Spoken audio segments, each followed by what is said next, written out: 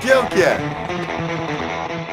O brasileiro não sabe a letra. Viro dos pirangamazes pra cidade. Um povo herói do braço Cantores consagrados não conseguem cantar? És belo, és forte, és risonho, límpido.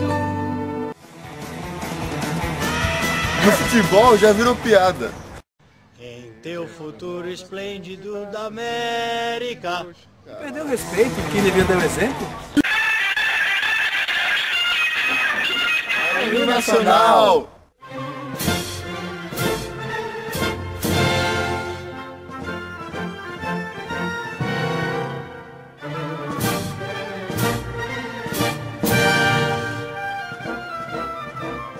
Realmente a letra do nosso hino nacional é difícil. Brado, retumbante, límpido, fulguras. Você não entende o que significa as frases? Ouvido do Ipiranga as margens plácidas? Eu não entendi o que ele falou. Seria mais fácil se o hino fosse assim? Terra dourada, te amo pra burro, outros países estão com nada. Seria melhor se fosse em rock?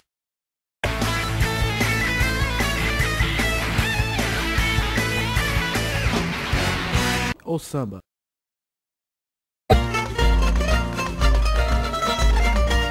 E se o hino fosse apenas instrumental?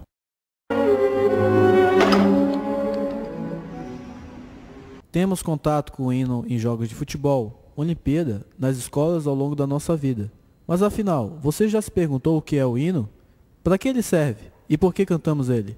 Então, vamos recorrer à origem dos hinos nacionais no mundo. God Save the King é considerado o hino nacional mais antigo do mundo. Na verdade, não era um hino nacional, mas sim um hino de louvor ao rei.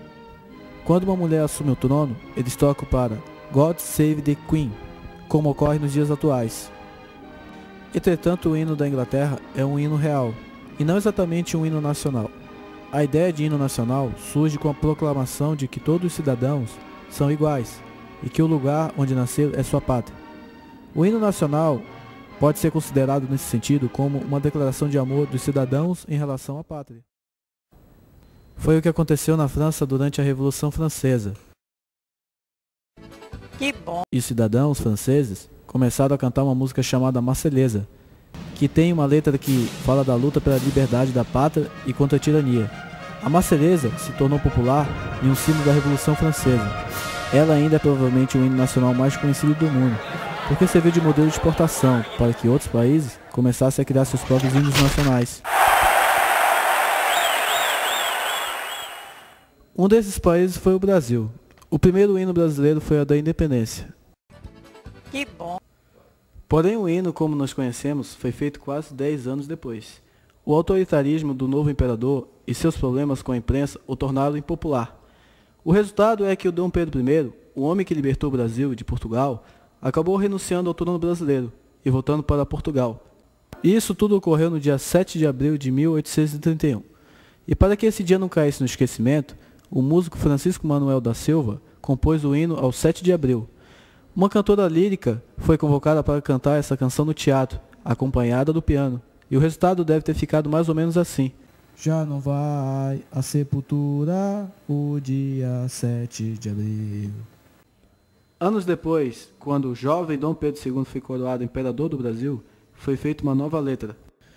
Negar de Pedro as virtudes e seu talento obscurecer, é negar como é sublime da aurora o romper.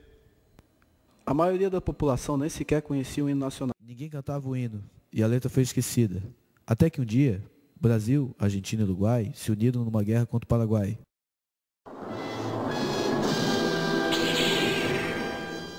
Assim que o Império do Brasil declarou guerra, o Mato Grosso e o Rio Grande do Sul foram invadidos pelo exército paraguaio, que tomaram várias cidades brasileiras. Ó o gritinho. Começa a mobilização para defender o território brasileiro. Para recrutar voluntários, fazem grandes comícios e festas públicas nas ruas. Para muitos brasileiros, aquela foi a primeira vez que eles ouviram o hino, tocado por bandas militares para o recrutamento de soldados. Para não ter que ir para a guerra, muitos brasileiros se casaram, inclusive com velhas. Outros fugiram para o mato. Aqueles que não conseguiram acabaram marchando para o Paraguai. Eles seriam os primeiros brasileiros a se acostumarem com o hino nacional. embora não tivesse letra para cantá-lo. O Exército Imperial do Brasil manteve banda de música em seus acampamentos, tocando o hino até mesmo durante as batalhas. Também os cartunistas paraguaios ironizavam em jornais a banda de música do Exército Brasileiro, que representava os músicos como macacos. Aliás, o próprio imperador Dom Pedro II era colocado como macaco-rei. Vencendo o Paraguai, os militares brasileiros voltaram cheios de moral e de ideias políticas, mas o Império Brasileiro não dava espaço para os militares na política. A abolição da escravatura desagradou os fazendeiros com o imperador, e aproveitando a insatisfação geral, os militares proclamaram a República. Encomendaram um novo hino. O Marechal Deodoro, presidente da República, declarou: Prefiro o velho. Decretou que o hino nacional ia continuar o mesmo. Surgiu a ideia do governo fazer um concurso. O poeta Joaquim Osório Duque Estrada se animou. Escreveu um poema e começou a divulgar nas escolas e nos quartéis. E no final, não houve concurso nenhum. Era 1922 e o governo promovia as comemorações do centenário da independência do Brasil. E precisava aparecer com o hino. Acabaram pegando aquela versão que já tinha sido cantada mesmo sem estar dentro da lei. E o hino foi oficializado. O difícil era fazer todo o povo cantar junto. O que ajudou bastante foi que o governo de Getúlio Vargas começou a investir no hino nacional. Aumentou o número de escolas, tornou o canto do hino nacional obrigatório, distribuindo discos e transmitindo o hino pelo rádio. As coisas iam bem até que na Europa estourou a Segunda Guerra Mundial. Dizia-se na época que apenas se a cobra fumasse, o Brasil entraria na guerra. Pois não é que a cobra fumou? Com o ataque de submarinos nazistas contra navios mercantes brasileiros, o Brasil entrou na guerra.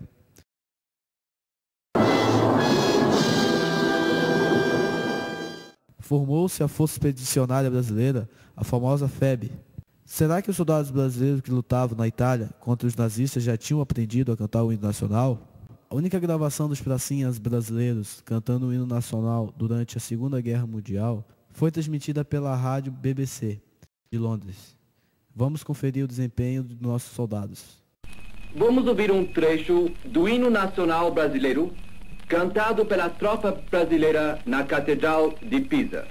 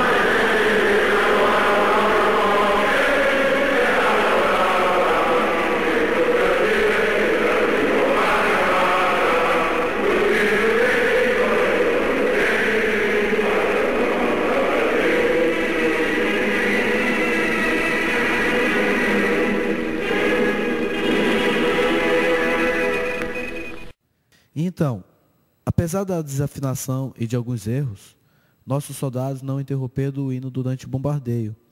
Seguiram firmes e cantaram até o final. Se o critério do cantor foi o patriotismo, nossos soldados estão mais do que aprovados. Independente do valor dos nossos soldados, somos obrigados a reconhecer que o Brasil hoje é muito mais famoso pelo seu desempenho nos campos de futebol do que pela sua participação nas guerras. O futebol é a paixão nacional, mexe com o patriotismo do cidadão brasileiro. Na Copa do Mundo, que vemos essa paixão fluir, os dias de jogo da seleção são praticamente feriado. Nossas ruas são enfeitadas de verde e amarelo, torcedores se enrolam na bandeira nacional e todos ficam atentos à execução do hino. Mas como sabemos, cantar o hino nacional em jogos virou uma piada. Os jogadores não sabem cantar o hino ou apenas fazem gesto com a boca, para enganar que estão cantando, mostrando que os jogadores não conhecem os símbolos nacionais. E reflete o conhecimento do brasileiro em relação ao hino e dos valores patrióticos. No estado de São Paulo foi criada uma lei estadual, obrigando a cantar o hino nacional antes do jogo. Visando através do canto do hino nos jogos, acender o espírito patriótico dos paulistas. Esta lei virou uma modinha entre os estados, que passaram então a tocar o hino nacional antes de cada jogo. Existem muitas reclamações por parte dos jogadores. Para eles cantar o hino nacional, esfria os músculos, pois antes de começar uma partida, eles devem estar aquecidos e o hino atrapalha. Qual seria o objetivo de escutar o hino antes do jogo, segundo a lei? Fazer o povo aprender a cantar? Diminuir a rivalidade entre as torcidas? Inspirar o patriotismo pelo futebol? Segundo uma lei da ditadura militar, é estabelecido que a postura de cada cidadão durante a execução do hino, todos devem ficar em silêncio e em pé, como uma atitude de respeito. Os bonés ou chapéus devem ser retirados e os militares são obrigados a bater continência e as palmas são permitidas apenas após a execução do hino. Deixa pra lá. No futebol ou na guerra, o que o povo brasileiro espera do hino nacional é que ele desperte a vontade de lutar pelo Brasil, de defender as nossas cores e defender os brasileiros.